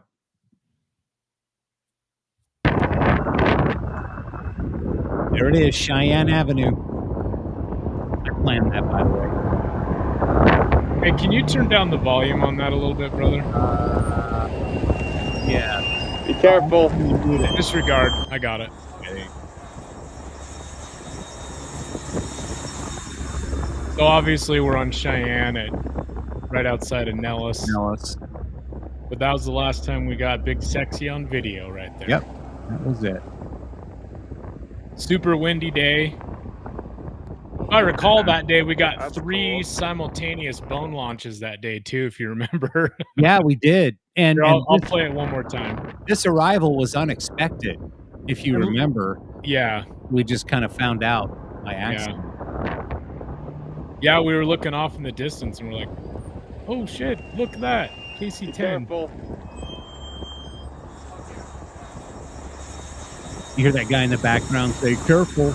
I think that was Tony that said that. Is that me? I mean, Ryan, sorry. Well, you get these trucks hauling like just all kinds of shit. And they just fly down that street. If you've never been before. If you have been, you know exactly what we're talking about. So we kind of told this story on the podcast last night, but so when we found out that we were going to, whoa, that's a little big. When we found out that there was a KC-10 coming in, we were over by the Speedway up on the very north end of Las Vegas Boulevard. And so we had just like, maybe a few minutes. Oh my God. Fucking John Legend pushing a Pfizer vaccine. Oh, okay. on the All right, ad. let's stay on subject. Okay. Talking about aviation here. Come on. Yes, yes. Anyway, but I remember we made it to the stoplight where you turn off of Las Vegas Boulevard, and then I see you and Ryan doing a Chinese fire drill in your truck, and you jump in the back of the truck so you can get it, and then Ryan drives the rest of the way, and we barely got there in time. It was kind of fun. Yeah, that was spotting fun. is fun. Good Anyway, memory. Yep, exactly. Let's see if we can get to a few more chats here. See Justice. FedEx isn't the last user of the tri-hull jet. Western Global uses them still. Have a lot here at the maintenance base in Shreveport. Awesome. Cool. LAX Rider 88. Oh, nice. And Jacob Warai again. He chimed in while you were away for a second. Razor is a Fresno Guard call sign, so I bet one of them is. Yeah, one of them's got to be a D model. Yep. Somebody taking photos up. You would think so. Thanks, Jacob. Good to hear from you again. FedEx, UPS, Western Global, Omega, Tanker 10 all operate the DC-10/MD-11. That's That right. is correct. That's right. And LAX Rider 88. The channel is awesome. Got yourself a fan and subscriber. Dude, thank you. Thank you. Really appreciate that very much, you guys. You guys are awesome. And again, we appreciate you guys watching this afternoon. And don't forget to head to our Ramp Swag store, rampcheckglobal.com. That'll take you there. If you haven't seen our Ramp Swag yet, maybe, why does that look like a big ball sack where I don't know. Where G10 is flying right now? It's just apparently you have that on mind. Anyway, sorry, don't mean to. But hey, brother, just really quickly, you want to pull up the Ramp Swag store real quick? Sure. Yeah, give me a minute. If you guys are av geeks and you like cool aviation swag, we've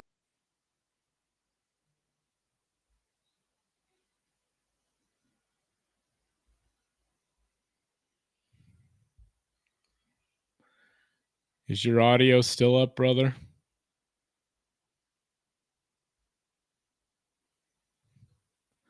Uh-oh. Looks like we lost Tony, everybody. We'll get Tony back on in a minute. But anyway, so I'm going to show you... the hell just happened? Yeah, I don't know. You like froze up, but anyway, it's all good. So I brought up the Ramp Swag store. Nice. And I'm going to show that dark camo big sexy shirt that we have there on the Ramp Swag store. Check this out. Yeah, baby. That is pretty damn cool. If you're an av geek, come on, you know you want this. That's right. Yeah, it's a good looking shirt. But we got button downs like this. We've got all kinds of t-shirts, hats, swimwear, lots of av geek themed items. Obviously, we've even got some flags. We got these are new, these hockey style jerseys. We're gonna be adding more of those. Right now we just have the US Air Force bomber fleet on there, including B-21. But anyway, we've got some fuck around and find out flags, pretty popular. Yeah, stickers, the VMFA 242 Marines, the bats. We got some cool designs with that. Since that F-35B showed up with that kick-ass bat. Oh yeah, dude. On the top. But awesome. But yeah. But you can see we've got a little bit of everything. Let's go to swimwear. We've got some great like patriotic swimwear, bombers, fighters. We've got men's swimsuits, winter camo bikinis, winter camo. I mean, you name it. We've got a lot. I mean, you can see we're av geeks to the core. So yep, absolutely. Anything and everything that we can think of that we can add, as a hat or a design. But yeah, go ahead and check out the Ramp Swag store, rampcheckglobal.com. We've even got some cool medical helicopter designs. Our good friend Ken Hess, who flies a Bell 407 for a local medical helicopter company here, he proudly wears his 407 hat every time I see him. Remove before flight swag, all kinds of Ramp Check global stuff, Ramp Check Aviation. Yeah, so check that out. Let's see, what else let's go to hoodies and sweatshirts. There's some great hoodie designs on here. Yeah, we even got B-21 stuff. We've got Spaghetti F-35. We can talk about that more. Or if you have something against R2-D2. Yeah, exactly. So, but a lot of cool designs. A lot of these are embroidered. Mm-hmm. Hey, check this out. Even this one. Look at that. Yo, big sexy. That's right. And that is embroidered. It's huge on the chest right there. It's like, I think, if I remember right, that embroidered design there is probably about 10 or 12 inches wide by about 6 or 7 inches tall. So that's a cool hoodie. So that's a hoodie with some girth to it. Yes, you got it right. It's perfect for that wide body, big sexy. Exactly. So yeah, when you get and then we've got these kick-ass, kind of like what I'm wearing today.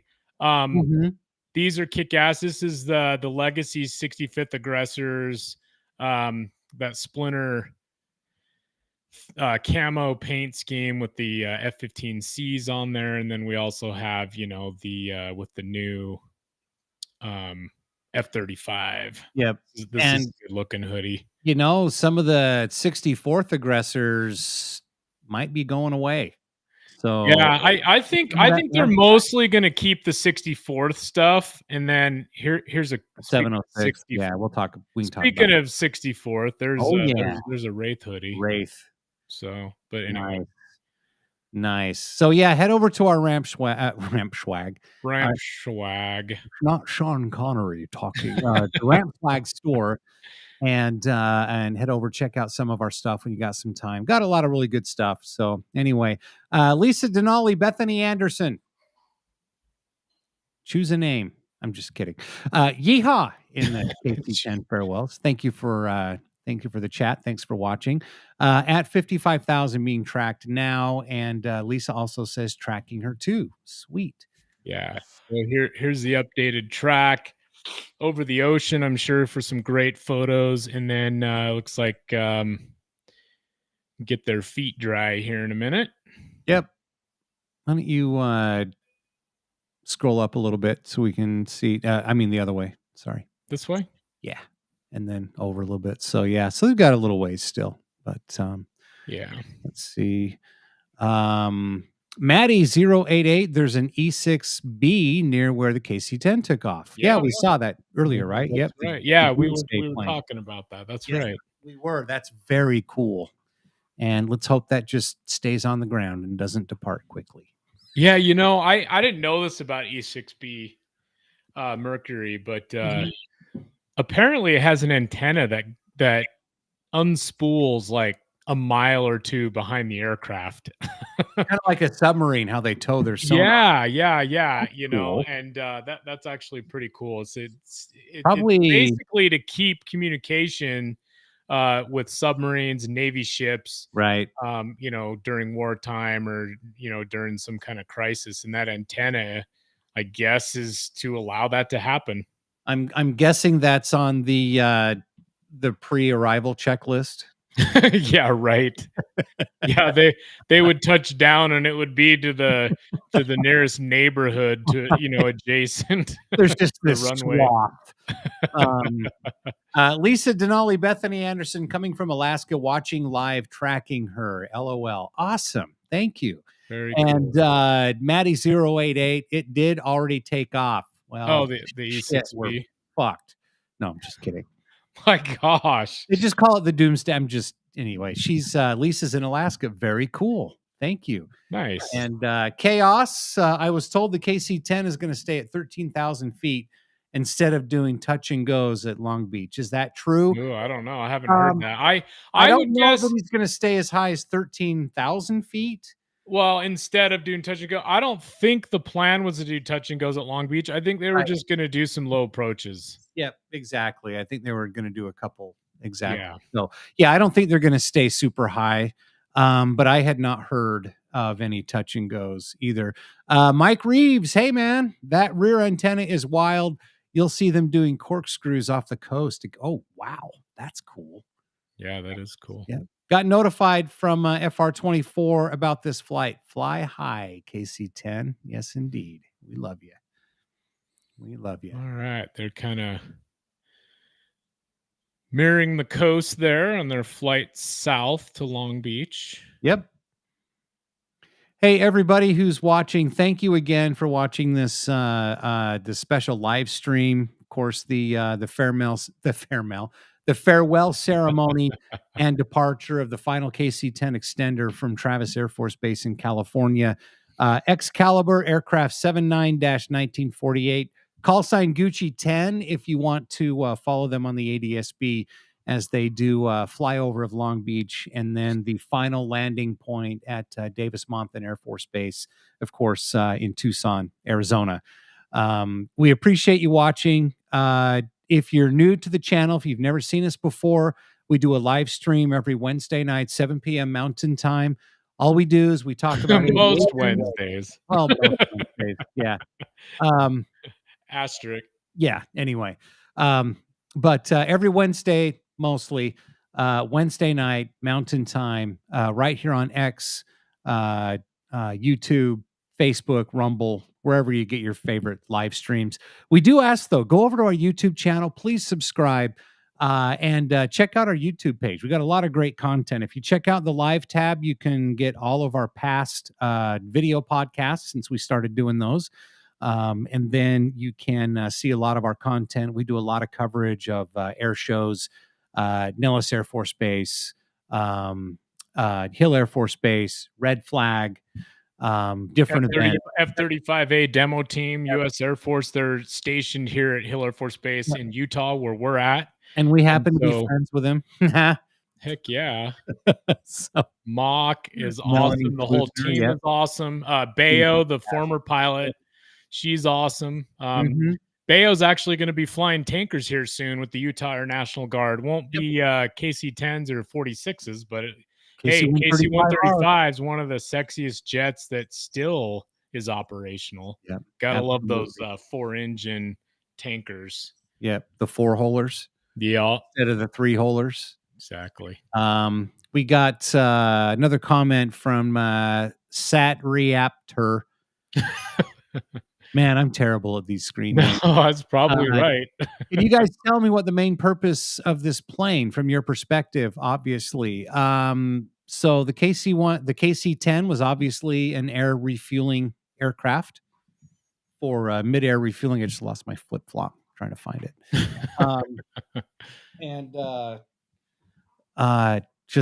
I mean, if you look at the history of the KC-10 and all the mid-air refuelers, very important role in basically keeping our air forces, our naval aviators airborne, especially in a time of war, and helping them mobilize. Gas without tanker gas. Exactly. Sure. If you go back to one of our episodes with a good friend of the podcast, oh my gosh, why am I drawing? Sluggo, thank you. Mark Hassara, who has a book, an excellent book about tankers that you can read. Do you remember the name of the book, brother?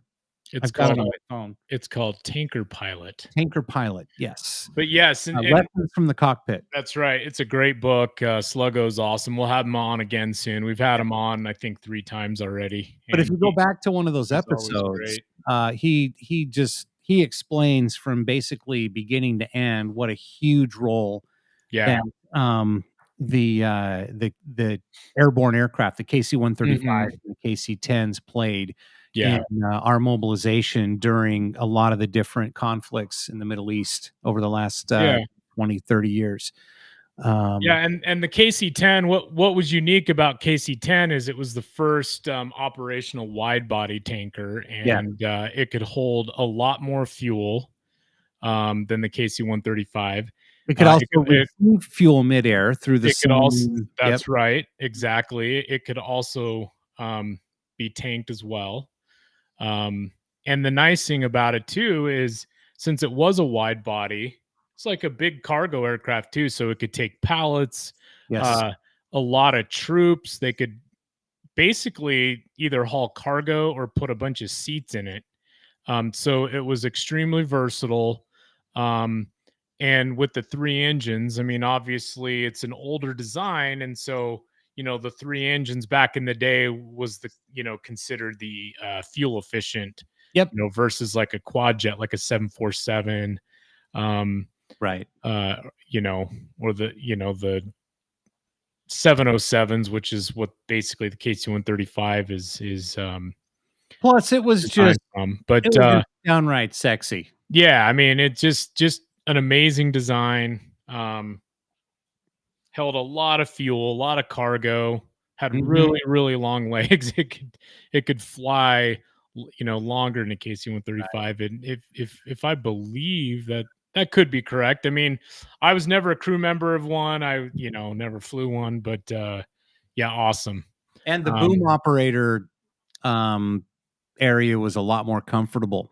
Yeah, bigger area because it is a wide body jet. In a KC-135, when you're operating the boom, you're flat on your belly, and there's like a little chin rest that you rest your chin on, and it's a much smaller window. Whereas the KC-1 or the KC-10, you're sitting in front of this panoramic window, and you're actually sitting in a chair operating the boom that way. So anyway, yeah, just a couple of things.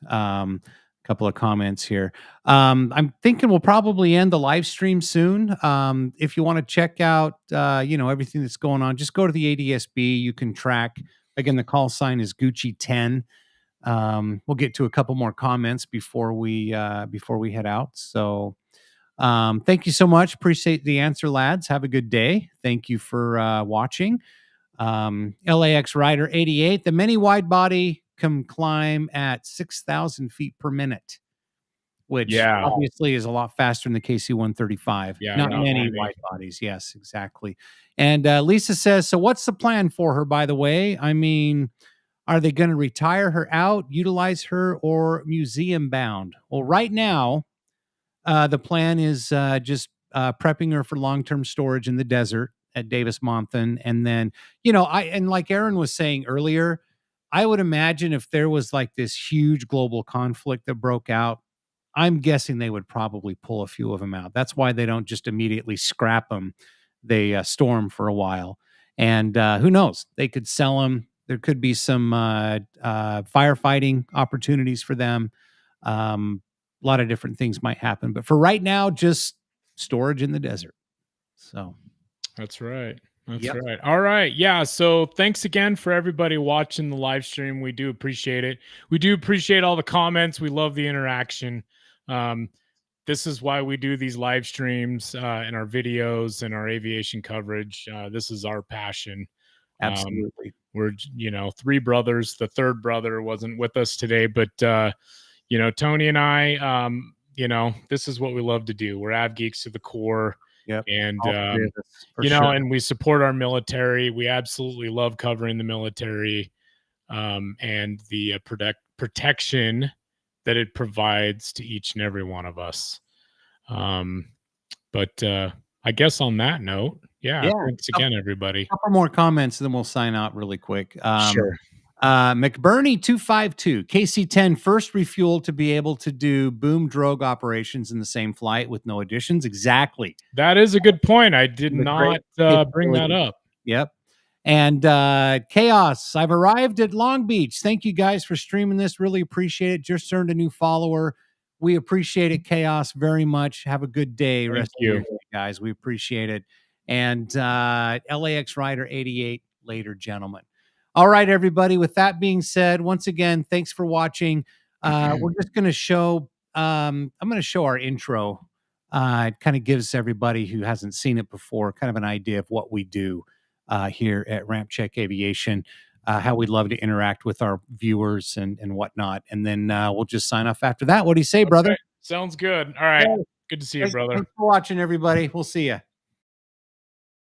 At 5, I'm takeoff. Fighting myself, takeoff on People like you, organizations like Ramp Check, I love you guys.